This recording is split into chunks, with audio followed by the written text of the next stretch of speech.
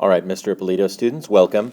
I decided to go ahead and do a video tutorial on supply so that I could tell you exactly what I think you need to know about supply and what's going to help you when you are ready to do either take your test for the first time or in this case do a retake for supply. So let's go ahead and get started. I went ahead and I took a screen capture right here. These are all the things in the Awesome Learning Guide that I told you need to know about supply. So let's go ahead and let's start by tackling, first of all, supply. So this is straight out of that worksheet that I gave you. So the two conditions of supply, they are ability, and pardon my writing here, and willingness. So I have the willingness to write a little neater, but apparently I don't have the ability right now. Ability means how able is a seller. Remember, we're talking about supply, so we're talking about suppliers. How able is a supplier how able are they to supply the goods or the services that people want to buy, and how willing are they to supply that? Now, I use the example of the American flags after 9/11. So right after 9/11, there were a lot of people who wanted to sell those American flags. So American flags were very popular right after the 9/11 attacks. Everybody wanted to put those American flags on their car. You can ask your parents about this because you're probably too young to remember what happened after 9/11. They were so popular that everybody wanted a piece of the action. So we would see American flags on every street corner, and these little flags, and these flags were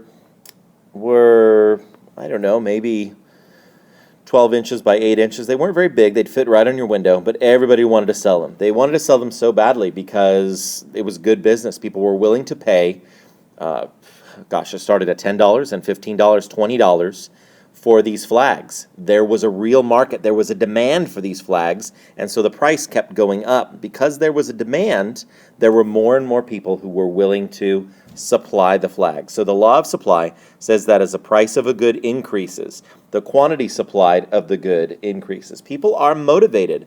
If the price is high, unfortunately this also happens with the illegal drug trade as well. Illegal drugs are expensive because it's dangerous to sell illegal drugs. That's why the price of drugs is so expensive.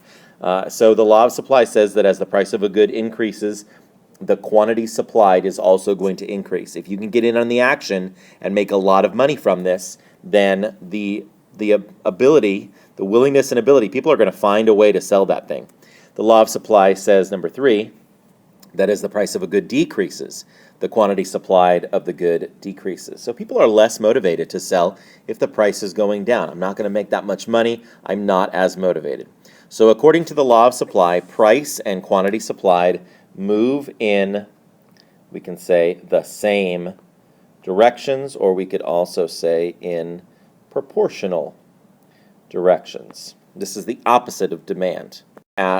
Now we're going to create a graph based on this supply schedule. We'll start off with Simon Inc. So this is a supply schedule right here. So it says that at $100, Simon is willing to provide 200 units of whatever it is, his music downloads here. And then at $200, he's willing to provide 300, and the graph goes up from there. So eventually we've plotted these points, and so here is your supply curve. I realize that it's actually a straight line and not a curve, but we still call it a supply curve. Now let's say we draw a demand curve like this. The point at which the supply curve and the demand curve meet, that is called the equilibrium point. I will try to write that as neatly as I can. That's the equilibrium point right there. That's the point at which supply and demand meet. Now, let's say, for example, let's erase this, and let's say, for example, that Simon gets a little bit of competition. In the next slide, or the next example, rather, if you remember from our time in class, we introduced Carla. Now Carla we're going to draw in green. So we're going to draw a separate supply curve for her. So Carla, if we draw her here, Carla was willing to sell at a lower price. She wanted to undercut Simon. And you notice that the equilibrium point here for Carla is lower. She is willing to at where the demand is right now, she's willing to sell at a lower price than Simon is. So we now, if we're going to create a market curve, now we talked about a market curve before. A market curve is the sum total of all of the people who are in the market. So if we take, this is the curve, the supply curve for Simon. This is the supply curve for Carla. There's S and there's C. We add those together, and that's how we get a market curve. The market curve is always to the right of all of the other supply curves. That's because the market curve represents the sum total of everyone in the market. So if Simon were selling by himself, the price would be here. If Carla were selling all by herself, the price would be here. Because Simon and Carla are both in the market, the price is right here, the equilibrium point. And every time you have more and more competition introduced into the market, it drives the price down lower and lower. We as consumers, we like competition because we want our price that we pay to be as low as possible. The final example that I will give you, so let's say we put a bunch of competitors in here. We'll put competitors in here all over the place. And then let's choose, I don't know, let's get like a purple here to represent our market curve. So if we have a bunch of competitors, then our market curve might be way over here, and it might be down here. The price might be down here. I'll give you an example of frozen yogurt. Frozen yogurt places have been popping up all over the place, and they're all competing with each other. And so they have to offer special deals. They have to offer coupons or other discounts to try to stay competitive. Eventually, over time, some of these frozen yogurt places aren't going to survive. The Golden Spoon that was close to my house in Canyon Country, that Golden Spoon didn't make it. And so slowly over time, you see the competition start to whittle away. We get rid of the competition, and eventually the market will correct itself, right? So we have the market over time. Competitors are removed from the market. You get rid of people, and so eventually the market curve will correct itself so that you end up with just one price, just one market curve, and that's where the price settles. So if you have too few competitors, the price goes up, but then there's room for competition in the market. If you have too many competitors, the price goes way down, and then it's really difficult for competitors to compete in the market. So eventually the market adjusts on its own, and you settle on a price, and that's where the price ultimately ends up. Now, the final thing that I want to mention. So just to recap, just to make sure that you're clear, a market curve, again, is always to the right of all of the other supply curves. And the more and more competition you introduce, the farther to the right that market curve is going to go. Vertical supply curve. So what happens and how do we get one of these curves like this that goes straight up and down? Well, as we talked about in class when we discussed vertical supply curves, a vertical supply curve exists whenever you have something that has a fixed number. There is a fixed quantity. In other words, we talked about Super Bowl tickets, for example. So Super Bowl 2015, there will only ever be one Super Bowl 2015. And whatever stadium that's going to be in, there are only going to be so many seats. They might add a few extras, like on the field level. Sometimes they do some special things to stadiums or arenas for special events. But at some point, the fire marshal's going to say, you cannot add any more people to this event.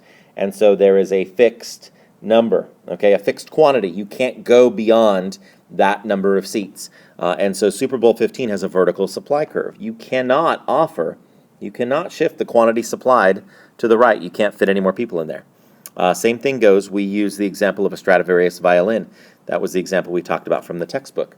Stradivarius made the most beautiful violins in the world, and he was an Italian violin maker from the 1600s or 1700s, and there are only so many Stradivarius violins in the world. He's dead, so he can't make any more. A 67 Mustang.